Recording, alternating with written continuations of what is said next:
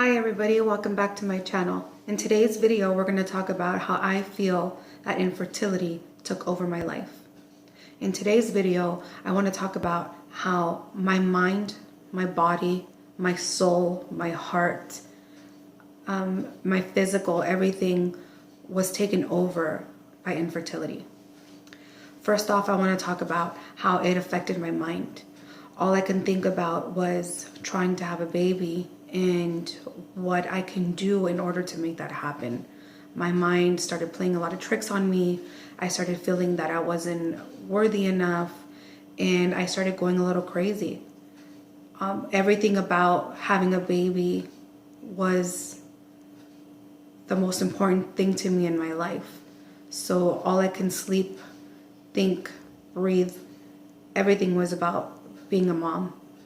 So that's how I feel that it really affected my mind. I wasn't able to focus on anything else but trying to be a mom.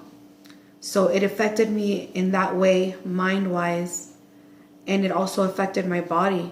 I went to a lot of different gynecologists, specialists, and they told me everything was always different. It was either you need to stop stressing out because your mind's getting to you, and another one would be like, well, you might have a thyroid problem. It was never really something that was put in stone that I really actually did have any of like certain issues. It was more that they were almost guessing. So I didn't really feel that I had a right answer or a clear enough answer for me to know what to focus on. So I would go to the doctors and they would say, hey, you know what, you should lose some weight. Maybe that'll help, boost up your fertility, or eat better, eat more greens, or take prenatals, or, do some gardening. Don't stress out so much. Don't think about it so much. I also was told that it would be good to, just enjoy my life and not think about it so much.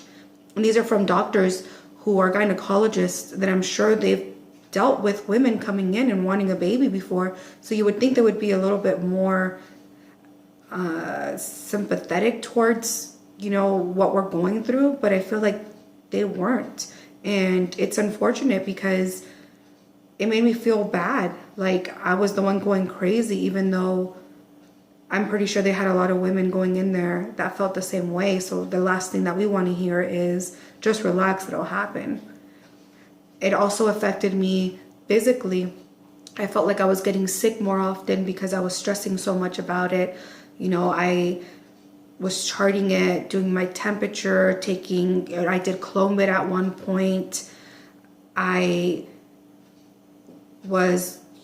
know this might sound silly, but at one point I did get told by someone that I should go upside down, like on my hands, like almost like a handstand, after I was done having sex, so the sperm can stay in. Later on, I also was told that I should put a pillow underneath my waist when we're having sex and leave it there so it can just stay in, the sperm can stay inside. So all these different things that I was trying to do, almost like a little ritual. Every time that I was having sex, I would put on meditation music. I would, put on anything that could really help me, prayers in the background, the candles for fertility. I was doing everything to the most. I would never do anything small. So it almost became, again, like a ritual. So it did start messing with my sanity. I remember every time that we would, have sex, 2 weeks later, I would automatically start feeling symptoms automatically. And I feel like that really played a lot in the fact that, I always thought I was pregnant. So I was always outgoing and getting tests. And I would say, oh, my boobs are hurting, or I have a headache, or I'm nauseous, or this is giving me nausea, or the smells are too strong. And so I feel like I would build all of this in my head, and it would never be the fact that I was pregnant. It was just, I feel that my body and my mind especially, I know that in my heart I wanted to be pregnant, but I know my mind really played a lot of tricks on me. So that really affected me in a lot of ways. I feel like I got stressed out. I got depressed. I gained weight. I lost weight. I overate. I wanted to sleep all the time. I got depressed where I didn't want to see anybody for long periods of time. I didn't want to call anybody, text anybody, answer anybody's calls or texts. I didn't want to go out as often. I just wanted to stay in my room because I felt very lonely and very empty inside, and I didn't feel like putting on a fake face or a fake smile when I went out and I went out into the world, or I saw any of my family, or I saw any of my friends. I felt just unworthy. And I don't know if that's the only thing, I'm the only person that feels that, or if people go through that all the time that are going through infertility issues, but that's just what I was going through. And what I felt that I couldn't handle going out there, seeing a friend or seeing a family member and them asking me anything insensitive that they probably didn't think was insensitive, but for me at certain times were insensitive. So I didn't feel like dealing with that or breaking down or having to go to the car or having to go to the bathroom really quick because I didn't want to cry in front of them or snap on any of them, making them feel bad for having an opinion or a suggestion, even though they were doing it for the good. It would just make me feel sad. So it played a lot to do with that. My health became an issue, like I said, with my body trying to go up and down in weight. You know, as I said in previous videos, I find a lot of comfort in food. And it was hard for me to try to lose weight when every time that I try to conceive, it was failure after failure after failure.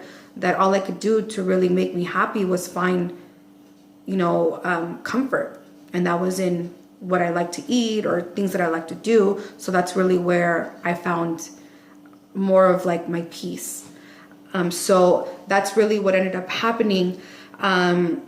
You know, I know it took over my marriage. My marriage was impacted deeply, and it ended up resulting in getting a divorce. And no, it wasn't just that, but it played a big part in the fact that I was no longer being sensually intimate, not just sexually, but sensually intimate with my partner.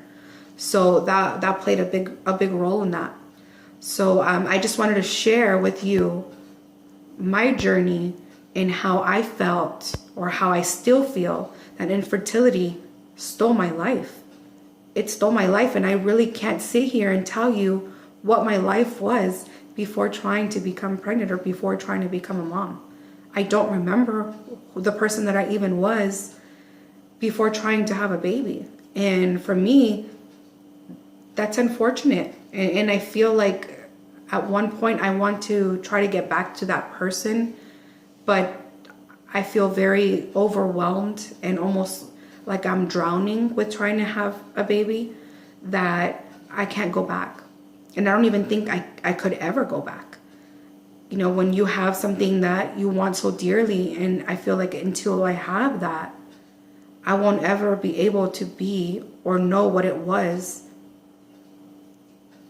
or know who I was before I was trying to get pregnant.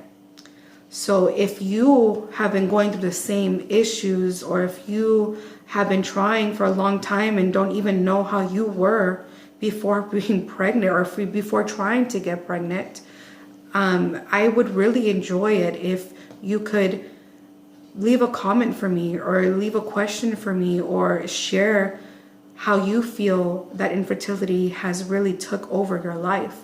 If I didn't mention something that you might be going through, and it's something that you really feel that other women might be going through, I would really appreciate a comment, and just let me know how you're feeling.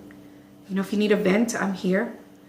And just allow me to comfort you, at least with my videos or any of my things that I've gone through. I'm not saying it's gonna completely, you know, take care of the situation, but at least we can share and vent and try to make each other feel a little bit better. So I'm here for you. If you want to comment, I'd really appreciate it. And please share, like, subscribe. Like I said before, I make videos every Monday. And if you share with a friend that you know is going through the same thing, I would really appreciate it, because, you know, I really want women to know that they're not alone. That's mostly what my videos are about, It's not only the fact that a lot of women are probably going through the same thing as I am, but also I want to know their journey.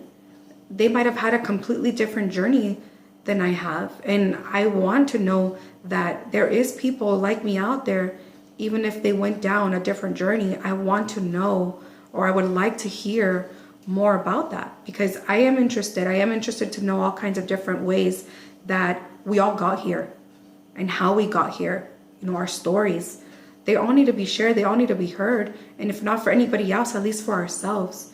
I've really found me making these videos have helped me in the sense of almost just being able to vent. It's almost therapeutic for me. So I feel that maybe if you do it, it might help you in some ways. And it might help you come to realize that it's okay to share your struggle. It's okay to share your story. Because if you're going through it, there might be somebody else that's going through the same thing. So like, comment, share, subscribe. I would really appreciate hearing back from you guys. And I will see you guys here next Monday. Bye.